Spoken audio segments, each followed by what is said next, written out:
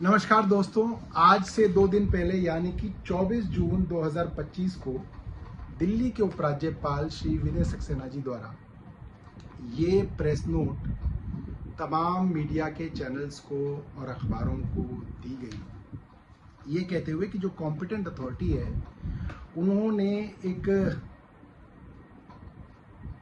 मामले में दिल्ली के पूर्व 2 हेल्थ मिनिस्टर्स, जिनमें से एक मैं हूं और एक सत्येंद्र जैन साहब है, उनके खिलाफ इन्वेस्टिगेशन करने की इजाज़त दे दी। और ये बड़े जोरों शोरों से उनके प्रेस नोट के बाद 25 तारीख के अखबारों में छपा। आज 26 तारीख को एक और प्रेस नोट दिल्ली के एसीबी के हेड श्री मधुर वर्मा जी द्वारा जो है अलग अलग अखबारों और मीडिया हाउसेस को दी गई है। इसमें उन्होंने कहा है कि भाई उन्होंने दिल्ली के 2 पूर्व स्वास्थ्य मंत्रियों के खिलाफ जो है एसीबी ने मुकदमा दर्ज कर लिया है और उन्होंने जांच शुरू कर दी है। उस जांच में किन अफसरों पर मुकदमा है वो कोई नहीं है, किन लोगों पर मुकदमा है वो कोई नहीं है, मगर हाँ 2 मंत्रियों के नाम उस मुकदमे में लिख दिए गए हैं। मजेदार बात यह है कि इन दोनों मामलों में, इन दोनों ही प्रेस नोट्स में ये लिखा गया है कि ये अस्पतालों के जो प्रोजेक्ट्स थे, करीब 24 अस्पतालों से संबंधित प्रोजेक्ट थे, ये 2018-19 में सैंक्शन किए गए, 2018-19 में। और एक हॉस्पिटल प्रोजेक्ट जो कि 7 आईसीयू हॉस्पिटल से संबंधित था कोरोना के समय में, 2021 में वो सैंक्शन किया गया। अब मैं तो मार्च 2023 में मंत्री बना हूं। अब आप सोचिए कि वो हॉस्पिटल प्रोजेक्ट्स जो 2018-19 में और फिर 2021 में सैंक्शन हुए हैं, उसमें मेरे को आप कैसे नामजद कर सकते हैं? ये एक मजाक का विषय है। पूरी की पूरी एसीबी, पूरी की पूरी दिल्ली की भारतीय जनता पार्टी सरकार और एलजी साहब ने बना दिया है। दूसरा एक और पॉइंट जो है, जो एलजी साहब ने भी अपने प्रेस रिलीज में लिखा और आज जो प्रेस रिलीज आई है मधुर वर्मा जी की, उसमें लिखा गया है कि साहब एक हॉस्पिटल इंफॉर्मेशन मैनेजमेंट सिस्टम बनना था, जिसकी अनाउंसमेंट 2016-17 में दिल्ली की सरकार ने की और वो भी नहीं बना।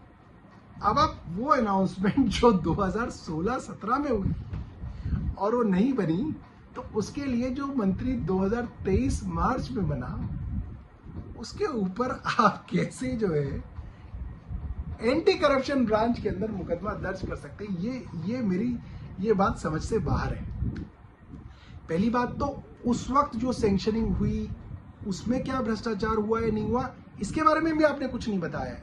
आप एफआईआर की कॉपी छिपा रहे हैं क्योंकि आपको लगता है कि अगर आप एफआईआर बता देंगे तो आपका ये जो पूरा का पूरा खेल है खुल जाएगा। इसलिए कभी एलजी साहब प्रेस नोट दे रहे हैं, कभी एसीबी के चीफ जो है वो प्रेस नोट दे रहे हैं, मगर एफआईआर नहीं दी जा रही। और इस तरीके की मनगढ़ंत चीजें बनाई जा रही हैं, जिससे मुझे लगता है कि इन्होंने पूरे के पूरे इन एजेंसीज को एक मजाक का पात्र बना दिया। अगर प्रोजेक्ट की डिले के लिए भी जिम्मेदारी तय होनी चाहिए तो बहुत अच्छी बात है, होनी चाहिए, मगर प्रोजेक्ट डिलेज तो सरकार के अंदर पता नहीं कितने सारे होते हैं। केंद्र सरकार की अपनी रिपोर्ट है 2023 की कि उनके 53% प्रोजेक्ट, जिसमें करीब 800-850 प्रोजेक्ट हैं, वो डिले हुए। उसमें करीब 4.5 लाख करोड़ रुपए का कॉस्ट ओवररन हुआ। बुलेट ट्रेन जो प्रधानमंत्री जी का पेट प्रोजेक्ट है, वो 2015 में शुरू हुआ और 2023 में वो पूरा होना था। अहमदाबाद से बॉम्बे की बुलेट ट्रेन, वो पता ही नहीं है किसी को कहां है और बताया जा रहा है 2033 में शायद वो शुरू हो पाएगा। मतलब 10 साल की डिले है और प्रोजेक्ट कॉस्ट भी उसकी वजह से 90 से 100% तक बढ़ेगा। तो क्या आप प्रधानमंत्री या उनके मंत्रियों के खिलाफ मुकदमा दर्ज करा लेंगे? केंद्र सरकार के इतने प्रोजेक्ट डिले होते हैं, क्या आप उनके खिलाफ, मंत्रियों के खिलाफ मुकदमा दर्ज करते हैं करप्शन के? ये क्या मजाक है?